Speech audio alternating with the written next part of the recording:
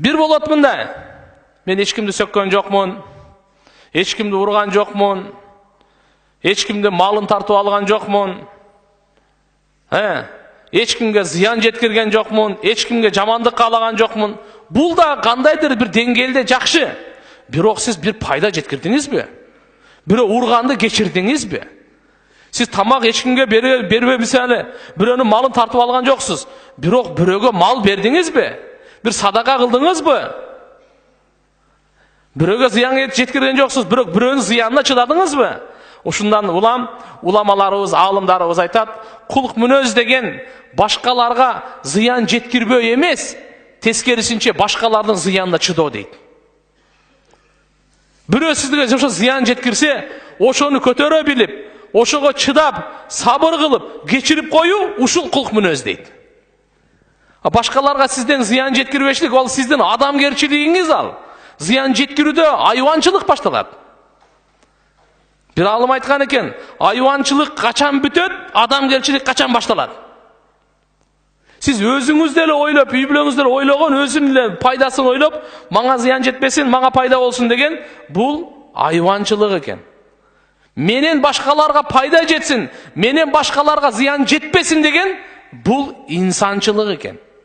Адамгерчилик ушул жерден башталат экен. Пайгамбарыбыз Мухаммад алейхиссаламга Кур'ан түшө электе. Меккеде пайгамбарыбыз Мухаммад алейхиссалам жашап турганда бутпарастыктарды көрүп, ошо Алла Таалага сыйынын таштап коюп, таштарга сыйынгандарды көрүп, жүрөгү ренжип, кыжалат болуп, Хира үңкүрүнө чыгып кетет эле. Нур тоосуна чыгып, ошол жерде барып ибадат кылып, этикаф кылып, зикир кылып, Алла менен байланышып, миллати Ибрахимде өзүнүн убакыттарын өткөрөт эле.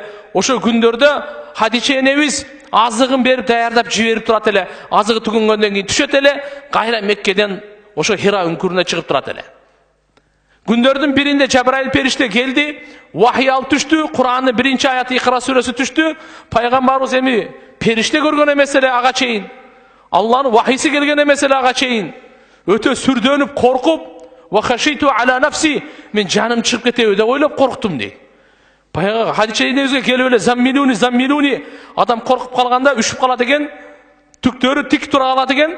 Мени ушу чадырга орап кой, ушу одеялага орап кой дегенде, эмне үчүн коркуп атат өзүнөн, жаным чыгып кетеби деп.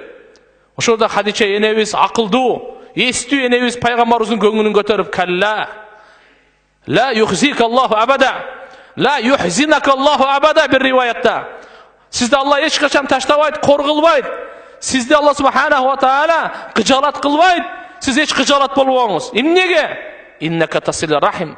Сиз туганчылык менен өтө бекем кармаган адамсыз. Туганчылык менен бекем кармаган адамсыз. Ва таксибул маъдум. Колунда эчтеке жок адамдарга кесип кылып таап берип, жетим жесирлерди караган адамсыз сиз. Кембагалдарды карап ошолорго кам көргөн адамсыз. Ва тахмилу кал, инвалидтер колунан таптакыр жумуш келбеген адамдын жоопкерчилигин көтөрүп алган адамсыз. Ва тaqriu дайф, мейман дос, келген коноктордун бардыгын сыйлап жалгыз тамак жебеген адамсыз сиз. Жалгыз тамак жеген адам эмессиз сиз. Дайыма ушундай кылып, ва туину ала наваибил хак, бирөөнүн башына мусибат түшсө, кайгы түшсө, ага кол чапкан, ага күлгөн адам эмессиз. Тескерисинче ошого жардам берген адамсыз. Bunday sıpattуу адамдарга, bunday касиеттүү адамдарга Алла Таалам эч качан кордук бербейт, эч качан кыжалат болбоң деп Хадиче энебиз көтөрүп атпайбы пайгамбар? Ушул сыпаттар, мен сиздерге азыр айткан сыпаттар пайгамбарчылыкка чейин пайгамбарыбыздагы адамгерчиликтүү сыпаттар эле. Ушул жерде Хадиче энебиз бир дагы айткан жок.